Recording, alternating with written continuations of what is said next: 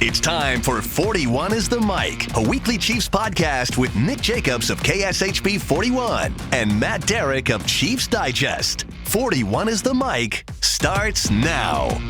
The Chiefs season is over, everyone, but 2026 is just beginning here at 41 is the Mic.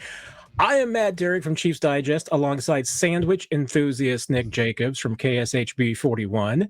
What's it with you and the sandwiches, man? I have to get us off to a happy start, Nick, because we need something for 2026. Wrapping up 2025 and the Chiefs and their interesting season that they had. Yeah, no, I mean, hey, it didn't go the way I think a lot of people were predicting, including myself. It didn't go the way a lot of people hoped. And that was a football team that has a lot of problems on their roster and some problems on their coaching staff that they're going to have to address this offseason if they want to get back to the standard and level that they are capable of.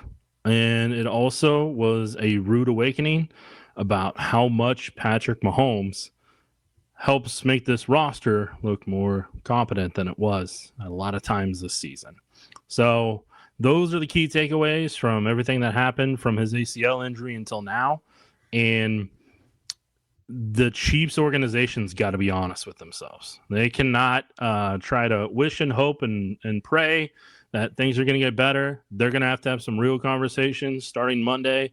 And they're hopefully they've already started, but they really need to have them on Monday after they let the players go away for off-season break or, permanent break. Just depends on, their plans with them roster-wise. But, yeah, there's a lot of things on the checklist the Chiefs are going to have to go through.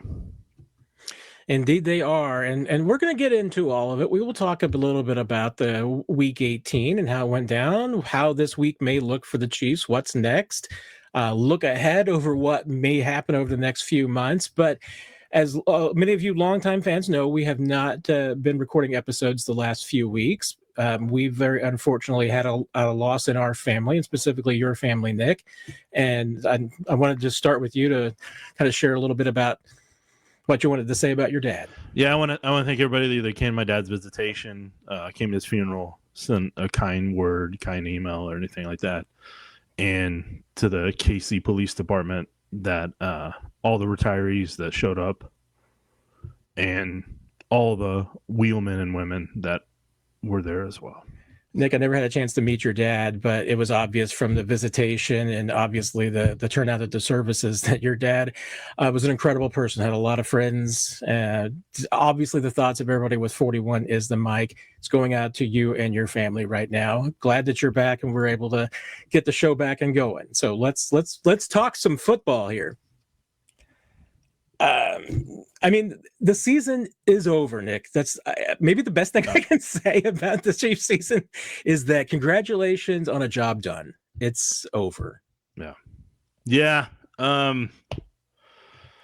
Yeah. What can I say on that?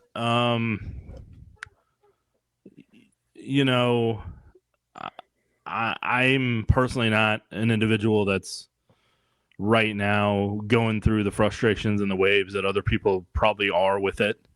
And I'm okay with that. So I don't have as much invested in it right now, emotionally. And I guess for me, like there's guys out there doing the best they could with the coaching they've gotten, with the scheme they're trying to execute. They did the very best that they could.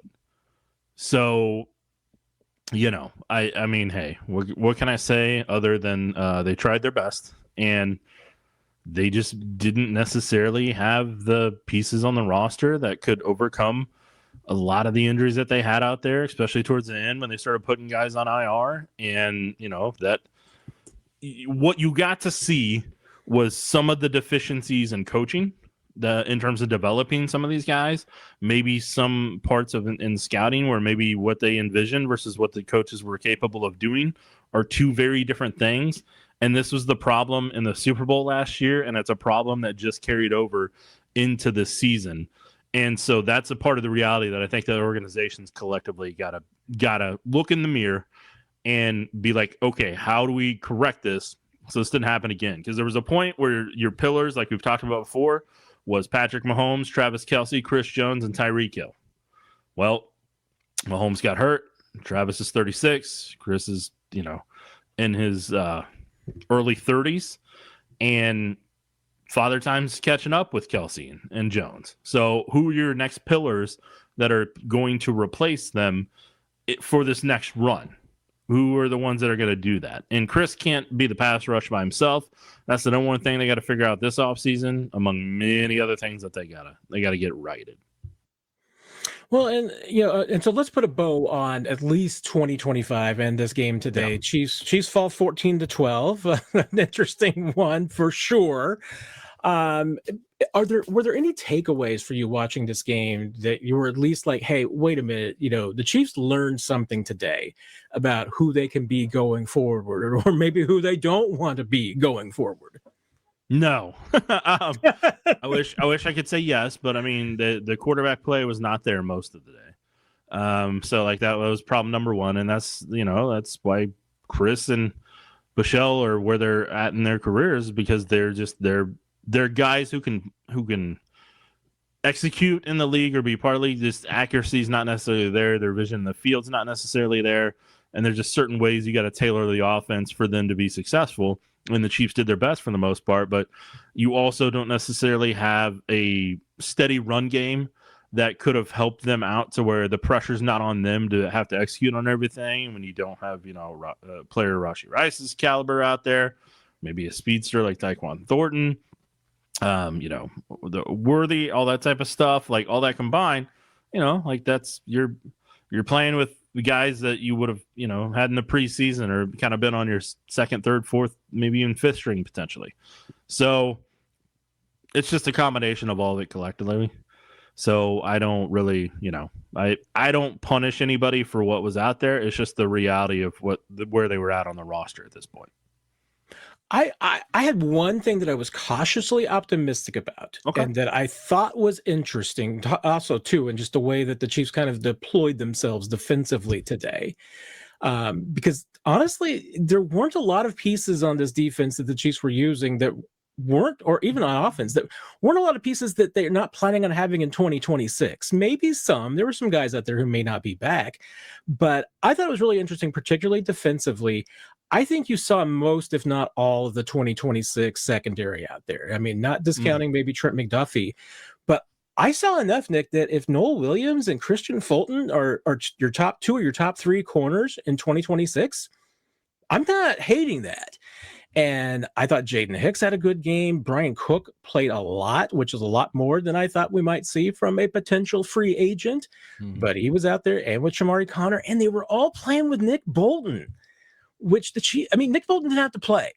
Nick Bolton could have just said, hey, I don't know if this is not my jam. Or even Brendan Daly and Steve Spagnuolo said, we don't need Nick this week. But the fact that he was out there with, at times, what looked like the 2026 defense, I thought was pretty notable. I thought it was good things across the board, because one, obviously, I think it speaks volumes about Nick Bolton as a teammate. But secondly, even though it's the Raiders, I like the secondary today.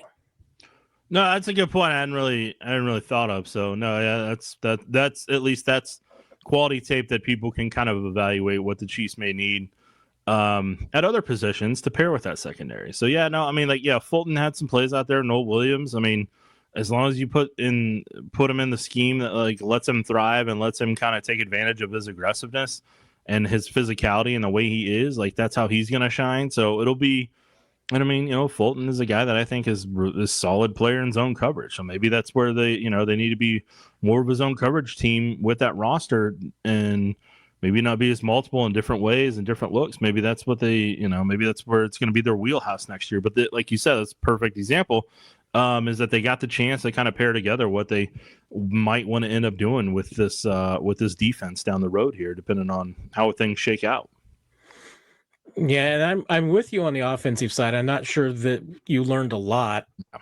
About the only thing that maybe you walked away from in learning is that if the Chiefs considered that they're going to have to play as some or a lot of the 2026 season without Patrick Mahomes, my question is, did you see enough to think that Chris Oladokun or Shane Buechele should be a part of the future?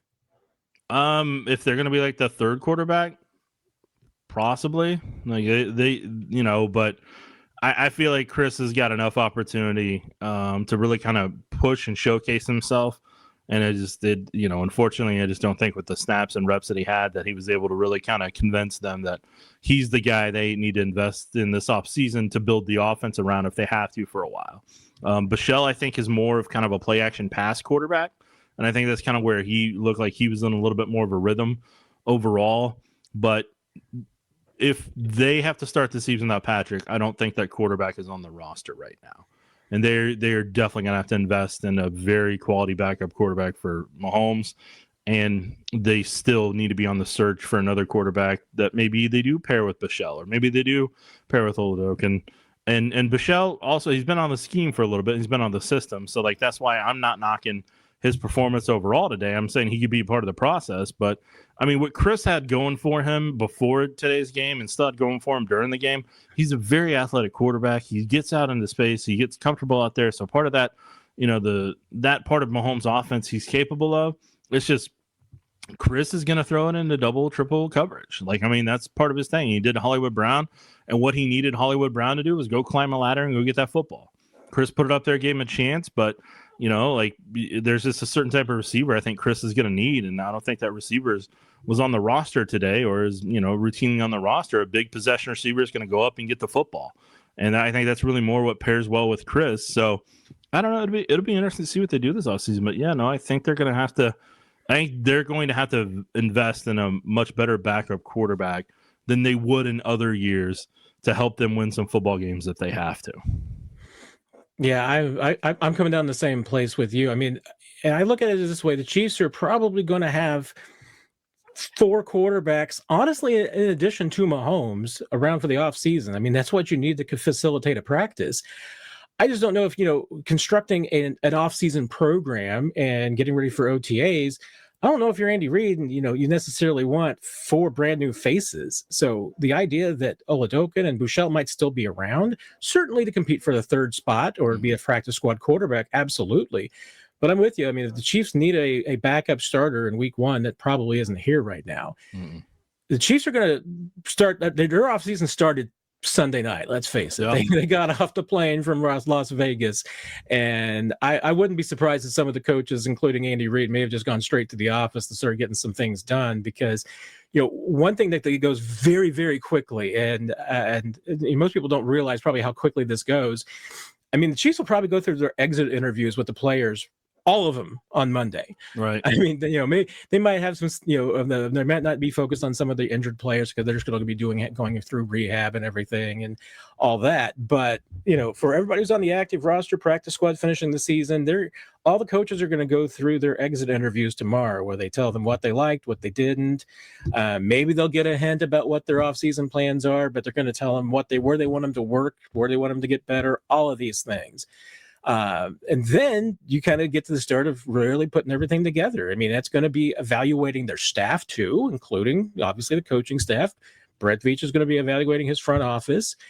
When the Chiefs start to take their next steps? I mean, there's a lot of places you could start. Where do you think then feel like the Chiefs over the next few months are going to need to put their and maybe with obviously some of these things we're talking about maybe the next 6 weeks, because you want your coaching staff in place.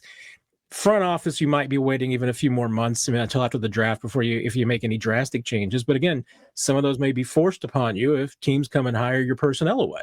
Mm-hmm. Yeah. If I'm in their shoes, and I'm just going to phrase it that way, if I'm in their shoes, I need to see a quarterback coach that's going to push Mahomes, push him in a way that he has a different mindset when he's out there on the football field next year and the years ahead, and really kind of puts his feet to the fire to a certain extent and kind of re-alters some of his mindset to where when he needs to get the first down, he gets the first down. When he needs to do, when he needs to kind of push the ball down the field, push the ball down the field. Because I just don't think he's got that voice right now that is kind of helping him find that happy medium. And so I think there's times where Patrick feels like he's just got to take off. Like, okay, that read's not there, take off. And maybe that's part of the scheme overall, and that's something that they'll have to evaluate collectively together. But I feel like he needs a different voice at the quarterback coach spot. running back coach spot.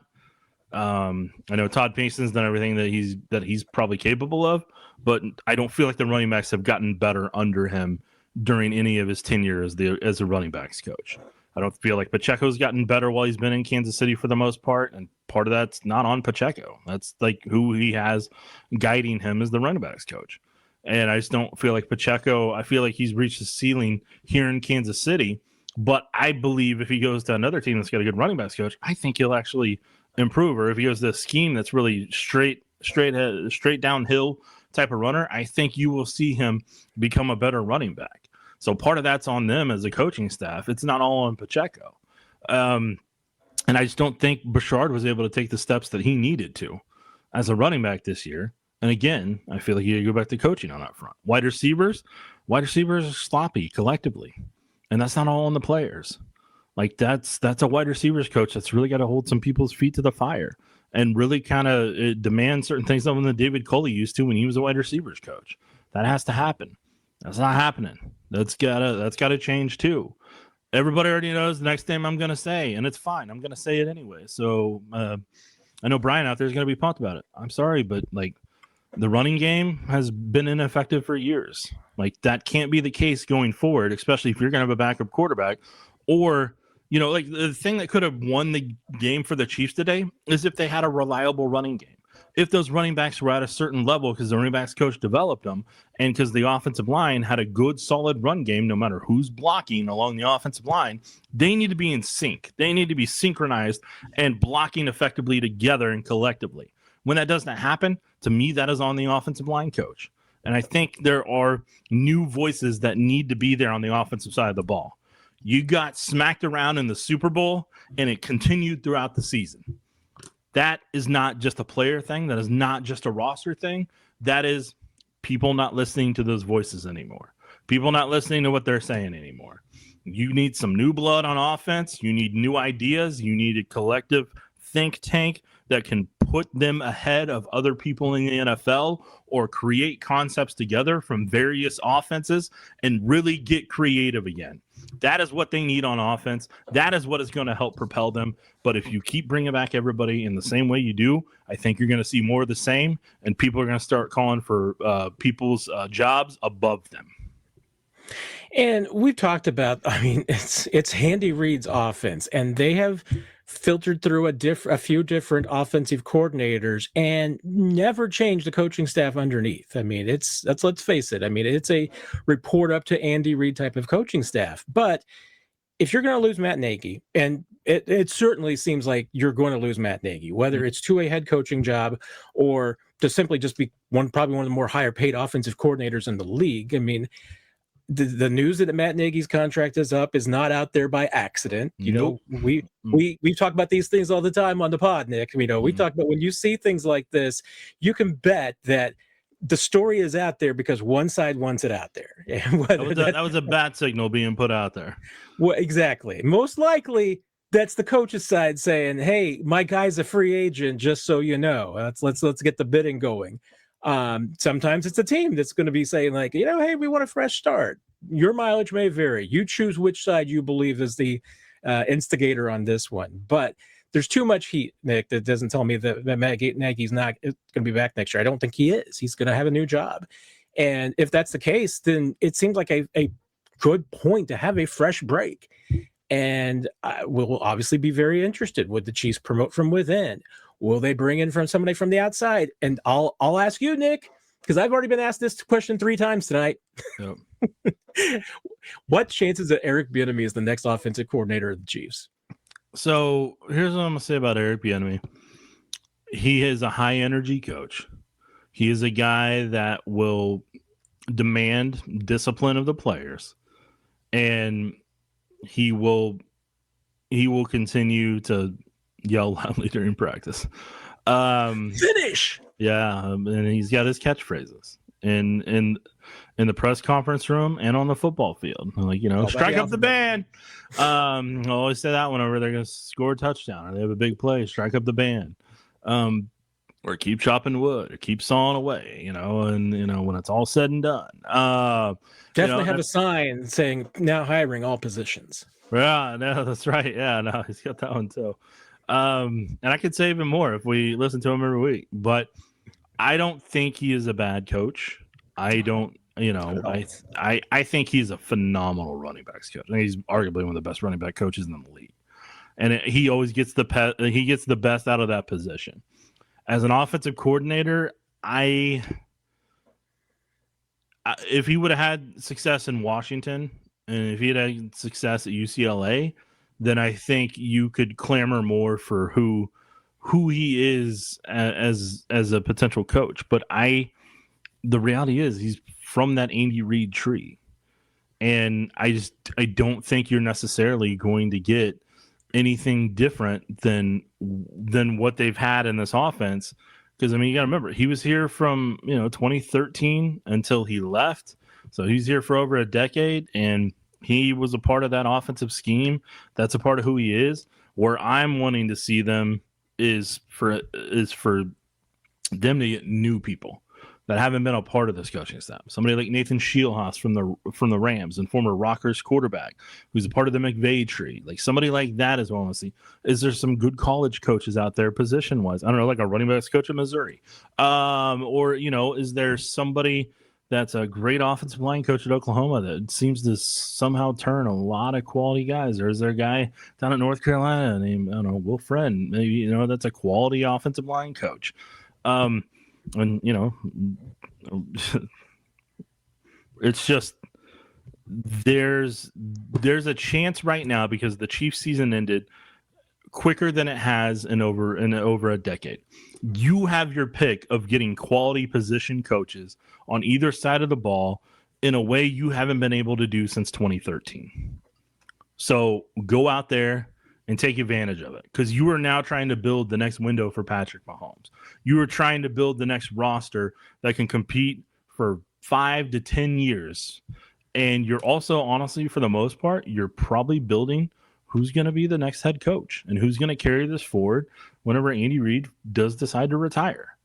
So I'm just saying overall, like, this is the window. If you're going to make the change, this is the reality check that you needed. This is what has to happen. If you look at it objectively from the Super Bowl until losing to the first overall pick in the Las Vegas Raiders, changes got to be made, and it's not just roster. Yeah, I mean, and you make a great point to which I think is important for this offseason for the Chiefs, because if they honestly, if they run it back with this coaching staff as is, I do think that there's going to be some mistakes being made in that decision. And to your point, even if the Chiefs wanted to make some changes over the last 3 years, they won too much for that to really be an option, because their season hasn't ended in the last 3 years for 40 more days. And in the next 40 days, every team in the NFL is going to have a head coach, and most of them are going to have full coaching staffs too, because everybody's been hired. So anybody who's left, holding a chair after the Super Bowl, there's not a lot of people left. Nope. So, they've just been kind of shut out in that regard from even considering maybe many changes. So we'll see. I still go back to the combine last year, Nick, which was when Andy Reid really made his first appearance after the Super Bowl. And one of the things he said was that there had to be accountability for that game and for the future. And if guys did not fix the problems from the Super Bowl, then there was going to have to be accountability. Well, there were a lot of problems in the Super Bowl that were not fixed. Nope. So you need to see the accountability now. So the other big thing that obviously we're going to be talking about is, of course, the draft. And we've got, granted, Nick, we've got almost 4 months to talk about the draft. So we will. Yeah. And we'll talk about it a lot. Yeah. A lot. But the Chiefs are going to have the 9th pick in the first round. Haven't been drafting here. It's been since 2013, 13 years since they've drafted this high in the first round, at least without making a move. They made the trade, obviously, to get Patrick Mahomes in 2017, but actually holding a pick this high, it's been a long time. You can go a lot of different directions at number 9, Nick. Yeah. The direction needs to be pass rusher. Like you gotta go find your pass rusher. That's part of the reality. You need a premium pass rusher to pair with Chris Jones, and you can't play around on that one. So if there's something I would say leading the front, that's going to be that. What I am going to tell people, I know people are going to ask relentless draft questions in the months ahead. I'll be honest, I don't know what I will or won't be doing draft-wise because I got real-world stuff going on in my life that I wasn't anticipating, and I've got to deal with real-world stuff for the foreseeable future that has nothing to do with football. And the bandwidth it takes for me to invest in the draft and evaluating players and watching film and doing all that, I may not have as much time for as I have in past years. And so that may be a decision I have to make that I know is going to disappoint a lot of people, but that's just reality. And that's, I'm going to go down the road I need to in the months ahead to get handled what actually genuinely impacts my life. So I'm just telling people in advance, like, you can say, hey, what do you think of this player or that player? And I've already had people do that. And I'm like, I don't know. For the past 3 weeks, I didn't pay attention to sports other than, just happen to watch the Chiefs games. And even then I wasn't necessarily locked in on them in the way that I normally would have been. This Chiefs Raiders game was the first time I've actually kind of watched it more from what I used to in the past, and maybe with time and distance that'll be different. Because I know I'll say this, whenever Therese passed away, it was tough for me to watch film for quite some time. Because dude and I would talk every day about that stuff, and so you just kind of, it reminds you of that void during that time. So that's why I'm just letting you know in advance. I don't know when I'll get back to it. I don't know if I will get back to it this year. I may need the whole year to figure other things out right now. So I know that's annoying. I know that's frustrating, or whatever you want to call it. But I mean, I'll do the best I can, and I'll at least try to get a mock draft together. But like, I hate to say it, some of that's just not necessarily as a high priority for me this year, because perspective has obviously changed a little bit. I don't think there's anybody that will not understand that, Nick. I think we all do. And on the bright side, on the upside, I have 40 days of time that I normally have accounted for. So I've got 43 days now to start looking at the draft. The only problem is that I'm not as good as you. So my analysis, not with that attitude, insight, and knowledge will be somewhat suspect, but I'll do what I can, but can't do what you do. So I'll raise you up right now, Matt. You're going to do great. But we're going to have a lot of fun talking about it. I mean, like I said, we haven't had a chance to talk about the draft this much and this important. I mean, it's going to be an opportunity. And the Chiefs, like I said, there's a lot of different directions they get to go, Nick. I mean, if they need to pile up draft picks, they could do that. They could move back, do that too. Who knows? No. But I'm with you. I mean, I'm gonna, if Chiefs fans want a running back at number 9, they're gonna have to convince me, and I'm not sure I can be convinced that that's the way to go, because you need a pass rusher. Yep. Yeah, it'll be interesting to see what they do, but we got plenty of time to talk about it that we normally would have for a Super Bowl run. So we got 4 extra shows. That'll be nothing about actual games that week. One more question I want to ask you and see if we get your insight on it and everything like that, because the other big question facing the Chiefs over the next maybe 2 months tops, maybe less, depending on I guess the release schedule of New Heights and when they need to get some numbers. We're going to find out eventually what Travis Kelce's going to do. What is your take? Because I mean, it was a quiet ending. It wasn't necessarily, we were talking about whether or not the Chiefs were going to try and feed Travis to get him the 57 yards that he needed to get past Jason Witten as number 2 all time for tight ends. Wasn't much focus on it. I mean, they did get him to 13,000 yards for his career, and then that was kind of okay. Well, he's coming out of the game. What's your take on this? Where's your kind of pulse on the situation? I mean, I think Travis gave what he had left this year. And I mean, I'll be honest, I thought he was going to retire after last year. Because I mean, whenever I'd see him up at training camp walking down the hill, I could tell his body gave what he had. And at training camp earlier this year, he looked like the Kelce old for, a handful of days. But then as the season wore on and the grind wore on, like, it wore him down. And the Chiefs snap count wise really didn't do a good job managing him. And, that wore him down as well. And it just, I feel like Travis has given everything he has physically Do I think he could come back one more year and just be a part of it? Yeah, I think he could be a part of the offense, but Travis won't want to half it. I know that his mentality isn't that way. But I mean, there was times where you saw frustration on him to where like he knows he doesn't have that same gear anymore.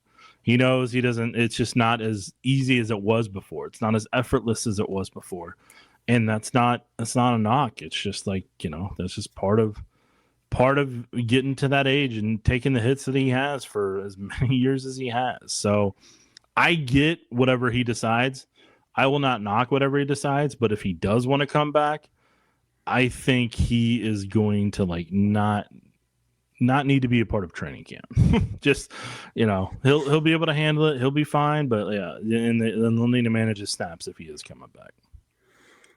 Yeah, I'm of two minds on this because one, you know, Travis has always said he's going to go until the wheels fall off. And now here's part of the problem is that what's the definition of the wheels falling off? Mm-hmm.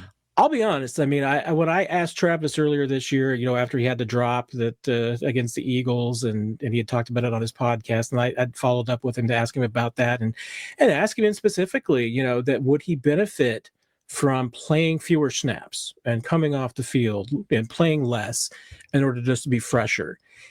And he told me, he's like, if I get to that point, I'll pull myself off the field. His definition of playing until the wheels fall off isn't rolling out there, you know, for 250 snaps and catching 25 balls for 200 yards. I truly believe his definition of the wheels falling off is playing the way that he expects to play, full go, 21 games a year if necessary. And if he can't do that, then that's when the wheels have fallen off. And I think he probably is at that point. So it would not surprise me if he walks away.